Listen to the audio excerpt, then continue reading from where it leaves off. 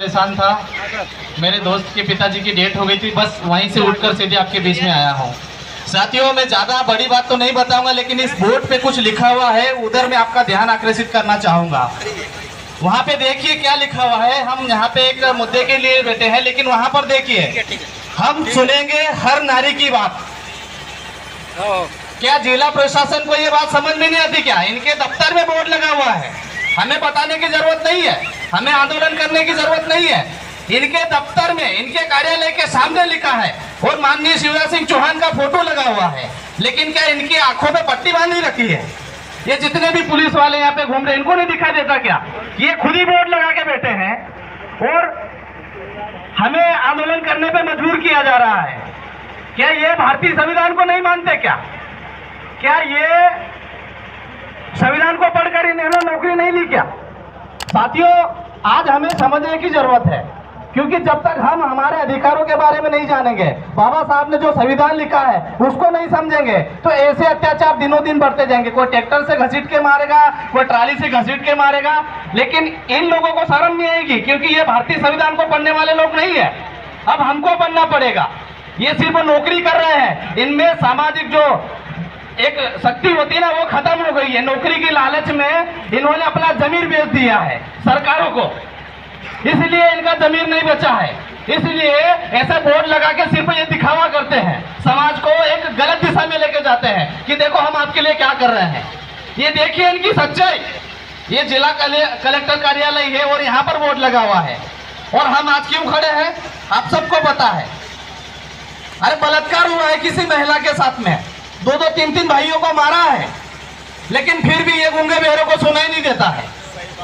इसके लिए मैं आपको सीधी सी बात बताना चाहूंगा। ये जो धार जिला हमारा है, 5वीं अनुसूचित क्षेत्र वाला है, तो सामान्य प्रशासन पहली बात तो यहाँ पर लागू नहीं होता है। लेकिन धार जिला में सबसे ज्यादा अत्याचार शोषण यहीं पे होता है, क्योंकि इनके लिए लड़ने वाला कोई नहीं है, बोलने वाला कोई नहीं है। हमारे लोगों को संविधान मालूम नहीं है, और हमारे भाई थोड़े बहुत संविधान को जानते हैं, तो उन पे पहले से 8-10 कार्रवाई हो रखी है। और आज भी मैंने देखा था 110 और 107 का इन्होंने किसी महिला को नोटिस दे रखा था। शांति भंग कर रही हमारी महिलाएं। भाई तुम्हारे थाने पे आके क्या तांडव कर रही है क्या? अरे शर्म करो जरा। ऐसा कौन सा पीए था जिसने 111 और 107 में दादा नोटिस दिया, बोले हमारी महिला शांति भंग कर रही है? शर्म करो जरा, डूब मरो कहीं। खुद संविधान को पढ़ लो अच्छे से। आईपीसी, सीआरपीसी हमारे पे लागू ही नहीं होती है। बताओ ना यहाँ आके कौन सी धारा में आपने केस किया है? अगर हम गलत इंटरप्रिटेशन करते हैं तो आप कोर्ट में चलिए, लेकिन आप जब हम आपके पास आते हैं, आर्थिक रूप से कमजोर होने की वजह से हमारे लोगों को न्याय नहीं मिल पाता है। इसलिए हमें आंदोलन करना पड़ता है साथियों, क्योंकि इन लोगों ने हमारे लोगों के जो हमारे जितने लीडर्स हैं, उन लोगों को कहीं ना कहीं बिकने वाला लीडर समझ रखा है। इसलिए हमारे पे अत्याचार शोषण फिर से बढ़ते जा रहे हैं। अभी ये गौरव दिवस मनाएंगे हमारे आदिवासी महापुरुष के नाम पे, लेकिन जिन आदिवासियों पे अत्याचार शोषण हो रहा है, 2020 की रिपोर्ट कहती है। आपका ज्यादा समय ले रहा हूँ, देखिए मैं आपको आर्टिकल 9 पढ़ के बताता हूँ। राइट टू फ्रीडम, स्वतंत्रता का अधिकार, उसमें क्या लिखा है आपको बताता हूं मैं।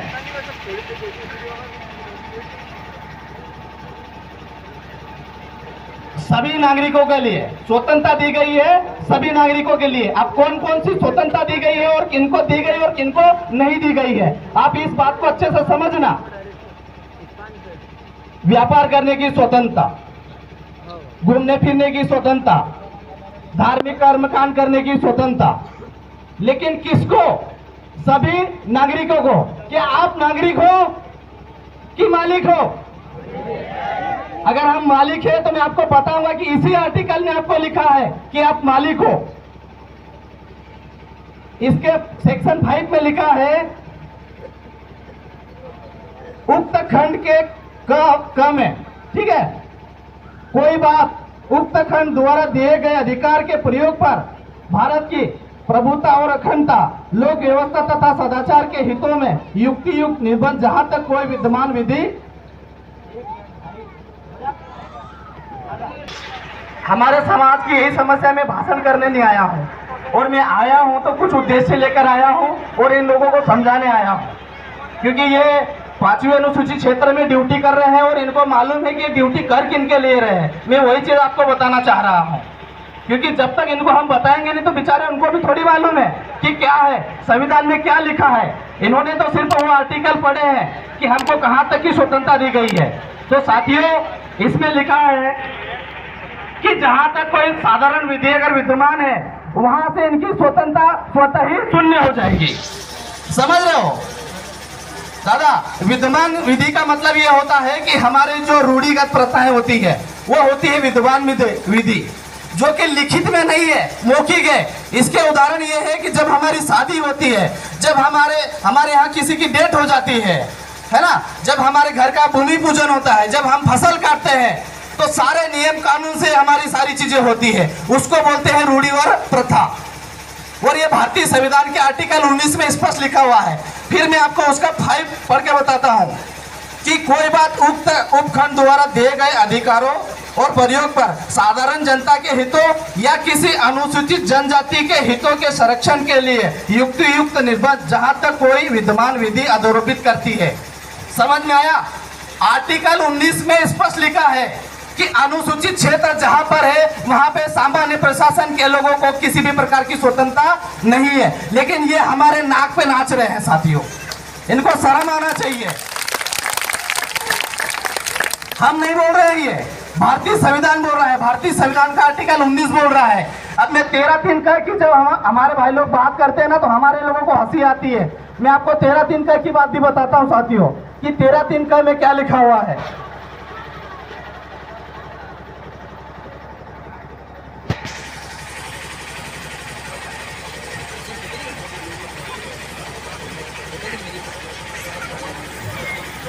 साथियों, 13(3) का मूल अधिकारों के संगत, उसमें आपको मैं बताना चाहूंगा कि 13(3) का की जब हम बात करते हैं, 13(3) का वो आर्टिकल है जो इस संविधान के मूल बोल सकते हैं या आदिवासियों का एक अपना एक कानून है। हो सकता है कि इस आर्टिकल को आप हम इनको समझाने लग जाए तो उसमें भी कभी ये संशोधन ला सकते हैं, ऐसा मेरा मानना है। और ऐसा हो ही रहा है, क्योंकि देश में कई कानून को बदलते देर नहीं लगती है जब उसके लिए समाज खड़ा हो जाता है। साथियों, 13(3) का इस संविधान के आरंभ से पहले सुनना क्या लिखा हुआ है। इस संविधान के आरंभ से पहले, इस संविधान के आरंभ से ठीक पहले भारत के राज्य क्षेत्र में प्रमुख सभी विधियां उस मात्रा तक शून्य होगी जिस तक इस भाग के उपबंध में असंगत है। यह बात आपको ऊपर से जाएगी, लेकिन आप समझो कि इनकी जो विधियां हैं उसमें क्या लिखा है कि उस मात्रा तक शून्य रहेगी जहां पर हमारी रूढ़ी प्रथा प्रारंभ होती है। उसके सेक्शन का में लिखा हुआ है कि विधि के अंतर्गत भारत के राज्य क्षेत्र में विधि का बल रखने वाली कोई आदेश, अध्यादेश, उपविधि, नियम, विनियम, अधिसूचना, रूढ़ी और प्रथा। साथियों, जब रूढ़ी प्रथा की हम बात करते हैं, यहाँ पे उन्होंने स्पष्ट लिखा है रूढ़ी और प्रथा, लेकिन उन्होंने उसको डिफाइन नहीं किया है, फैलाकर नहीं लिखा है, सिर्फ 2 शब्दों में उसको लिख दिया है। लेकिन इतना लिखना भी हमारे लिए बहुत बड़ी बात है। हमें ये आंदोलन करने की भी जरूरत नहीं लगेगी जब इनको समझ में आ जाएगा। तो रूढ़ी और प्रथा 13(3) का में स्पष्ट लिखा है कि अगर जहां तक इनके शासन खत्म होते हैं वहां से हमारी रूढ़िगत ग्राम सभा लागू हो जाती है। तो आपको मैं बताना चाहूंगा कि जिस जमीन पे हम खड़े हैं, जिस जमीन पे ये इनका कार्यालय खड़ा है, ये इनका है या हमारा है, ये आपको डिसाइड करना। बताइए किनका है ये? क्योंकि ये जो क्षेत्र है ये 5वीं अनुसूचित क्षेत्र है। यहाँ के हमारे जो विधायक महोदय हैं, है ना, सांसद महोदय है, उनको नहीं पता है, क्योंकि वो भी इनके चंगुल में बैठे रहते हैं, इनकी झोली में जाकर बैठे रहते हैं और ऐसे बोर्ड लगा के समझा देते हैं कि देखो तुम्हारे लोगों के लिए तो हम ऐसे बोर्ड लगाते हैं। अब ये चीजें हमें खत्म करना पड़ेगी, जब जाके हमारे समाज को, हमारी माता बहनों को न्याय मिलेगा। क्योंकि इसीलिए आज तक भारतीय संविधान को स्कूल और बाबा साहब को स्कूलों में नहीं पढ़ाया जाता है, क्योंकि जब सही इंटरप्रिटेशन होने लग जाएगी, संविधान की सही व्याख्या होने लग जाएगी, तो जो मालिक है उसको मालिकाना हक मिलने लग जाएगा। फिर इन लोगों की जरूरत नहीं पड़ेगी हमें, क्योंकि हमारी अपनी व्यवस्था है। साथियों, हमारे बाबा साहब ने, बहुत सारे लोगों का मानना है कि बाबा साहब ने आदिवासियों के लिए संविधान में कुछ नहीं लिखा है। अरे इतना कुछ लिखा है, जो एक गेम आता है ना, जो कलर वाला, जिसको तोड़ मरोड़ के हम बनाएंगे तभी जाके कलर मिलेगा, ऐसे करके बाबा साहब ने लिखा है ताकि ये लोग ना समझ पाए। बाबा साहब ने कहा था कि मेरी चौथी पीढ़ी मेरे लिए संघर्ष करेगी, मेरी आवाज बनेगी, और वो आप चौथी पीढ़ी हो साथियों। तब आज आप खड़े हो, आपकी जो आवाज आ रही है, आज जितनी माता बहन आपके बीच में आई है, ये कहीं ना कहीं उसी अधिकार की वजह से आई है साथियों। आज इन लोगों को ये सारी चीजें क्यों नहीं समझ में आ रही है? क्योंकि हमारे जो भाई लोग हैं, जितने भी जो लीडर्स हैं, वो कहीं ना कहीं संविधान को पढ़ते ही नहीं है। अगर हम पढ़ेंगे तो हमको इनकी आवश्यकता नहीं है, हम सीधे मुख्यालय पर जाए कलेक्टर साहब से ही बात करेंगे। AITI इनसे बात करने की बात ही नहीं, क्योंकि इन्होंने संविधान पढ़ा ही नहीं, तो इनसे बात क्या करना? दादा गलत बोल रहा हूँ क्या? IPC CRPC, जब इनके पास अपन जाते हैं, इनको पूछो कि IPC और CRPC की धारा 5 में क्या लिखा हुआ है। दादा इनको पूछेंगे, इनको मालूम ही नहीं है। अगर मालूम होता तो ये FIR ही नहीं करते। 3 चीजों को उसमें इनका संविधान लागू नहीं होता है: थल सेना, जल सेना और आदिवासी रूढ़ी प्रथा, स्पष्ट लिखा हुआ है, उसमें कोई संदेह नहीं है। आप भारतीय संविधान के किसी भी राइटर की बुक उठा के देख लीजिए, IPC CRPC और CPC का सेक्शन 4 देख लीजिए। जो हमारी भूमि अधिग्रहण करते हैं ना रवि भाई, उसका CPC का 4 वाला सेक्शन देख लीजिए, आपको समझ में आ जाएगा कि आप कितने आदिवासियों पे अत्याचार कर रहे हो। ये मामा को भी हम सिखाएंगे। अभी गौरव दिवस मना लो खुशी से, उसके बाद में तुमको कोई दिवस मनाने की स्वतंत्रता नहीं मिलेगी, क्योंकि अब आदिवासी समझदार हो गया है। और मध्य प्रदेश के तमाम आदिवासी भाइयों से हमारा यही निवेदन है कि पहले संविधान को खुद पढ़िए, फिर लीडर बनिए, क्योंकि इन लोगों को समझाने के लिए हमें संवैधानिक भाषा की आवश्यकता पड़ेगी, बाबा साहब के मिशन की आवश्यकता पड़ेगी, बिरसा मुंडा के मिशन की आवश्यकता पड़ेगी, टंटे मामा के मिशन की आवश्यकता पड़ेगी, तभी जाके इन लोगों को समझ में आएगा। क्योंकि हमको बबकारी देने से, हथियार उठाने से इनको समझ में नहीं आएगा, क्योंकि इनको तो पहले छूट दे रखी है। हमें नक्सलाइट करके मार रहे हैं, किसी को आतंकवादी बोल के मार रहे हैं, क्योंकि तो उनको तो लाइसेंस मिला हुआ है। अभी ये जब हमारे क्षेत्र में आते हैं, भारतीय संविधान में लिखा है कि जब सामान्य प्रशासन का व्यक्ति या शासन जब हमारे क्षेत्र में आती है तो एक व्यक्ति का प्रतिनिधित्व करती है। तो आप समझ रहे हो, आप अपने आप में एक 5वीं अनुसूची हो, पूरा भारत देश हमारा 5वीं अनुसूची है। हम अगर इंदौर में भी खड़े हैं तब भी 5वीं अनुसूची रहेगी, हम मुंबई में भी खड़े हैं तब भी 5वीं अनुसूची रहेगी, दिल्ली में भी खड़े रहेंगे तब भी 5वीं अनुसूची रहेगी। क्योंकि 5वीं अनुसूची कोई क्षेत्र नहीं है, हमारी बॉडी से डिटेक्ट किया है उसको। ये जमीन का टुकड़ा नहीं है, पिंजरे वाला शेर नहीं है। हमारा जो DNA है इस मिट्टी से जुड़ा हुआ है, इसलिए आज तक ये हमें गुलाम नहीं बना पाए हैं। नहीं तो अभी तक हमारे समाज को कब से ये खदेड़ दिए होते। हमारे ऐसे महापुरुषों ने जन्म लिया है जो लड़ते रहे, और आज ऐसे कई दिग्गज खड़े हो गए हैं जो इनकी बोलती बंद करने के लिए काफी है।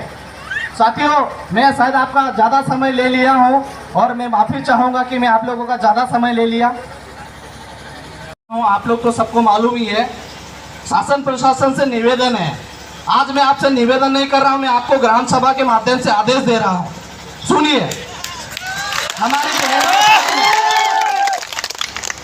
हमारी बहन के साथ में जो अत्याचार शोषण हुआ है उसकी आपने प्राथमिकी दर्ज नहीं की है। अगर दर्ज की है तो उसकी FIR की कॉपी हमें दे दे, ताकि हमारी ग्राम सभा को हम खत्म कर दें। और आपने क्या कार्रवाई करी है उससे अगर हम संतुष्ट नहीं हुए हैं तो हम अनिश्चित काल के लिए यहाँ पे धरने पे बैठ जाएंगे। और तुम्हारा जितना भी पुलिस बर्स लगाना है लगा लीजिए, क्योंकि हम शांति रूप से बैठे हैं और आपको संवैधानिक तरीके से हम आपसे बात करने के लिए आए हैं, आपसे लड़ाई करने के लिए नहीं आए हैं। तो आपसे माननीय कलेक्टर महोदय से, यहाँ के SP महोदय से आपसे निवेदन है, और मैं आपको आदेशित करना चाहता हूँ इस जनता के माध्यम से कि आप हमारे बीच में आइए और FIR की कॉपी लेके आइए। और ये हमारे 4-5 भाई बहनों पे आपने जो अत्याचार शोषण के विरुद्ध आपने कार्रवाई नहीं की है तो उसकी कॉपी लेके आप हमारे बीच में हाजिर होइए। अगर नहीं होते हैं तो ये गेट आज हम सब मिलकर बंद करेंगे। एक भाई लोग, क्योंकि कानून को कानून ही भाषा का समझ में आता है, वकील को वकील की भाषा समझ में आती है। इसलिए हम आज यही बात करेंगे कि कानून को कानून की भाषा समझाए। जय जोहार, जय आदिवासी।